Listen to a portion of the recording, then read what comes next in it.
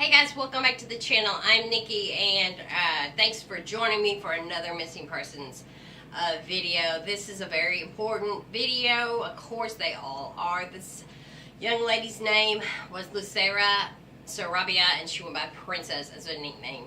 This lady was 8 months pregnant, so we're not just looking for her, we are looking for her little unborn baby. She went missing in November 26th of 2004. More than likely, she's not alive. The family believes that, but that doesn't matter because, you know, they want to know where she's at. Okay, I want to thank Crime Blogger 1983. I'm gonna leave his links. He's got a great blog. He does some great blogging. Anyways, I'm gonna leave some links to him because actually me and him have I've done a few cases that he covered, and he does really good. And he introduced me to Princess's sister, and so they really any kind of information for Princess they would really appreciate. And if you're in the San Antonio area, because this is San Antonio, or anywhere in, you know, South Texas, get your ears, listen up, but also do me a favor and like the video or unlike it or whatever, share it.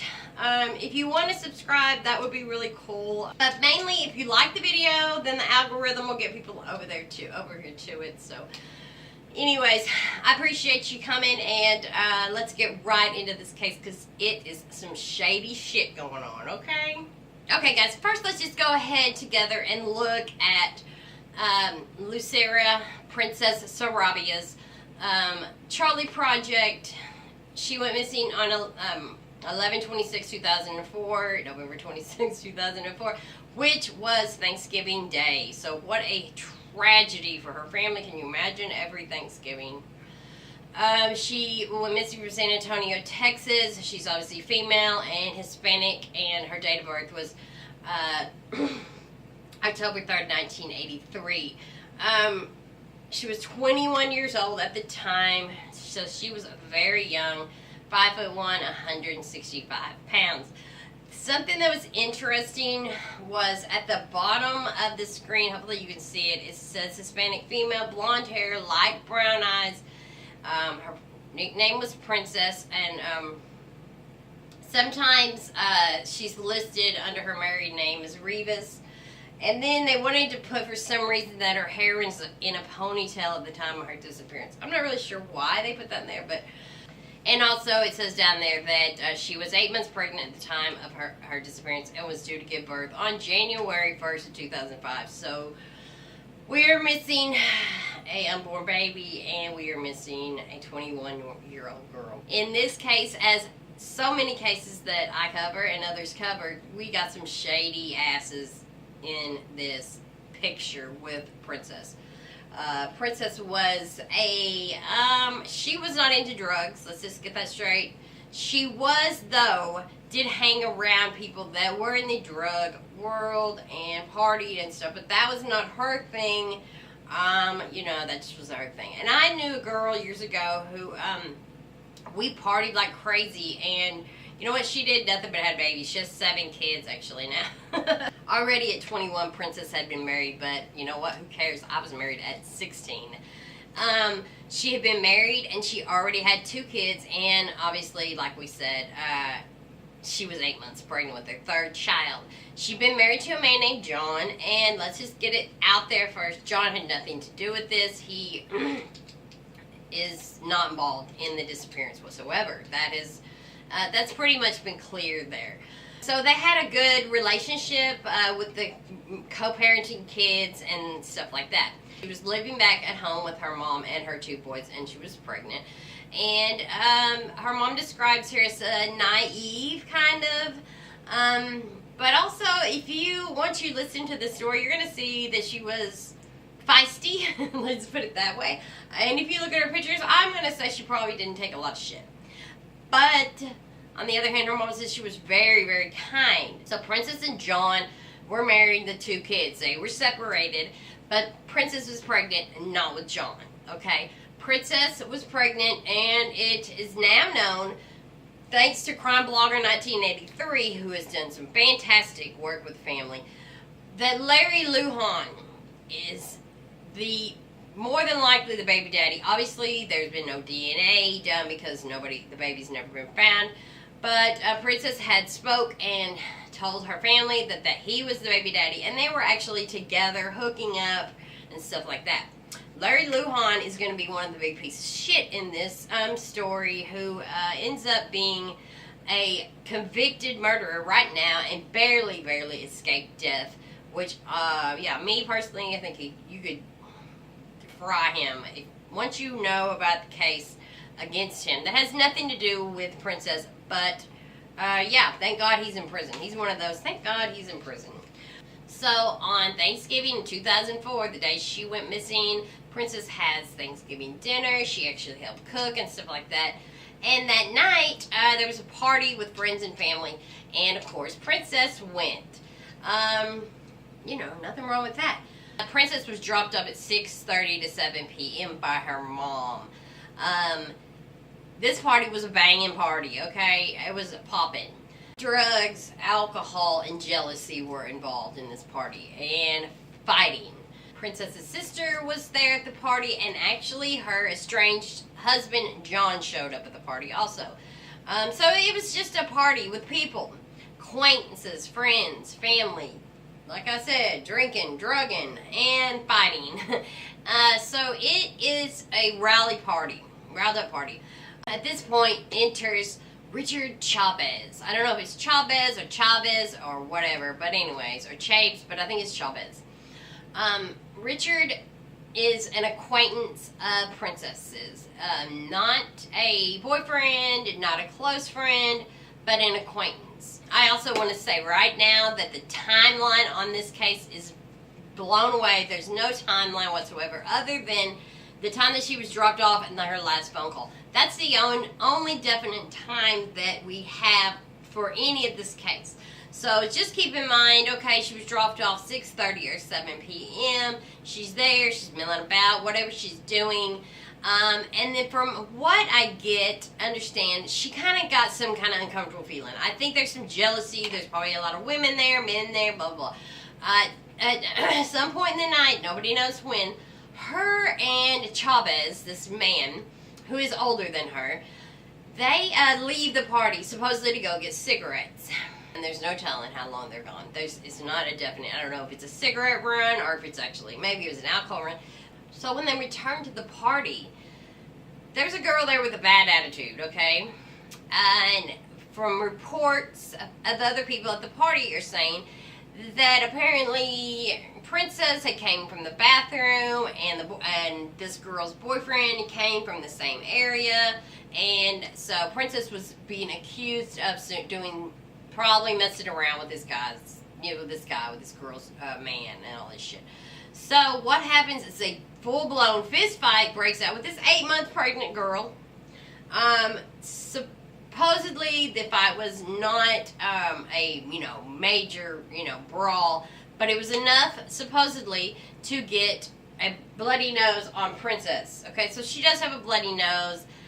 Apparently it's pretty bloody. Okay, she's bleeding, which is really sad. This is and that also gives you, hey, that you can see that Princess is a tough girl. She's 8 months pregnant. Oh, Lord, when I was 8 months pregnant, I just stayed in the house, you know what I mean?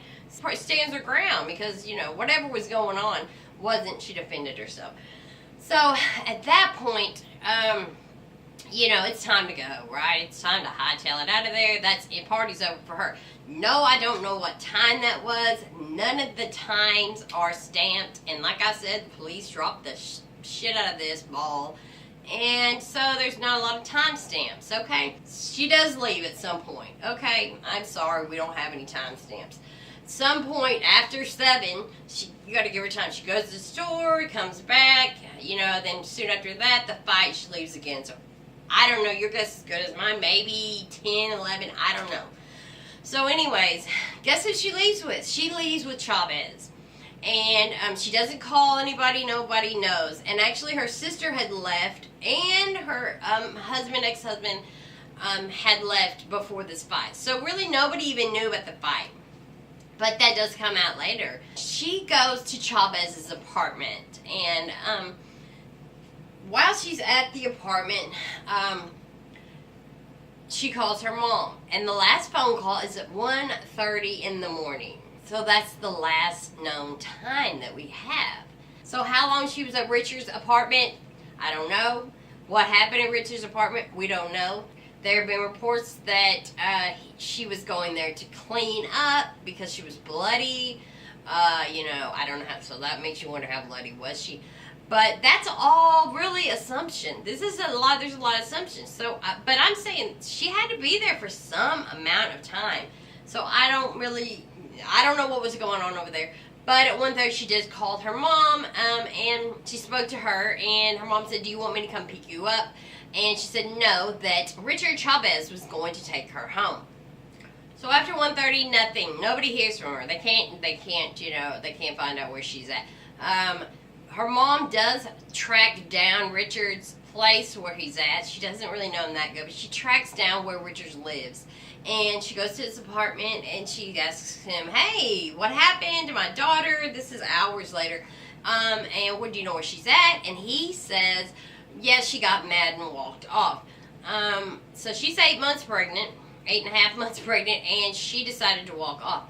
What she got mad about, not really sure about that either. Just basically she got mad and walked off. Her family reports her missing 48 hours after she's gone because no sign of her shows up. The police go to Richard's house and they find blood. They find Princess's blood. He says it has to do with his bloody nose. The bloody nose is confirmed that she did have a bloody nose at the apartment. It's confirmed she did leave with him. But in the end, they clear Chavez. That's it. They clear him. That's it. Seriously, that's it. Very little has been done in this case. And when I say very little, I mean very little. Phone records were obtained and there were a few phone calls made. And these phone calls were made, okay, get this, 5, 6 o'clock in the morning. Okay, we're talking late, many hours after she talked to her mom. I only do confirm at one point that she had called her husband to get a ride. So I don't know where and what point, what happened where this guy, decided he wasn't going to take her, or she didn't want to fuck with him anymore, or she wanted to get away from him, or whatever. But she did call her husband for a ride, and her husband, or ex-husband, separated, whatever, said, "No, I can't come pick you up." Of course, this is early hours in the morning, right? Like, hey, man. Well, the walk from his house to her mom's house is about 2 miles. Some people say 1.5 to 2 miles. Some people say, oh, that's not very far. It's not really that far, but you're 8.5 months pregnant. It is, trust me, okay? And then after that, there are some short little calls that are 2 minutes long. That's it, okay? Here's where it gets kind of crazy, though. Basically, the cops did clear this guy. And in all actuality, that is the person that you would think. Richard, okay? Richard was the last one to see her. She left Richard's house. Was she uncomfortable at Richard's house? Now, Richard says, hey, I was fucked up. And probably, I'm going to say he probably was. He says he hardly doesn't even remember that night. And that's a possibility, But he does seem to be the prime suspect. Until you find out about the baby daddy. His name, as I said, is Larry Lujan. And he's a real piece of shit. He robbed and killed a young man, basically burnt his body and disposed of it, and yeah. He's a real piece of shit and a cold-hearted motherfucker. He did this and he went to trial, and he is not on death row as he should be probably, but he is doing life in prison. He will never get out of prison. So once you find out that he's this piece of shit, and also, did he want this baby? We don't really know. I mean, honestly, from what I understood, she really was keeping it. Wasn't like, hey, me and Larry are having a baby. It wasn't nothing like that. She said nothing. I mean, it wasn't, from what I gather, it wasn't like, hey, we're having this baby. You know what I mean? I don't think it was like that. Did he kill her because he didn't want the child support, or did he want to deal with her? I mean, that's the other thing. Did he happen? Was this one of the phone calls that went through? Did somehow she get a hold of Larry, and Larry swung by, picked her up, they get in a fight in the car, he takes her, and hell, if he burnt one body and disposed of one body, Only a year later, by the way, then, yeah, this is just the 2000, this is right after she disappeared, he kills this other person. So, you know, he's very capable of it and looking more and more like it could have been him. Could these girls that were at the party, or the girl who jumped her at the party, could they have seen her walking home?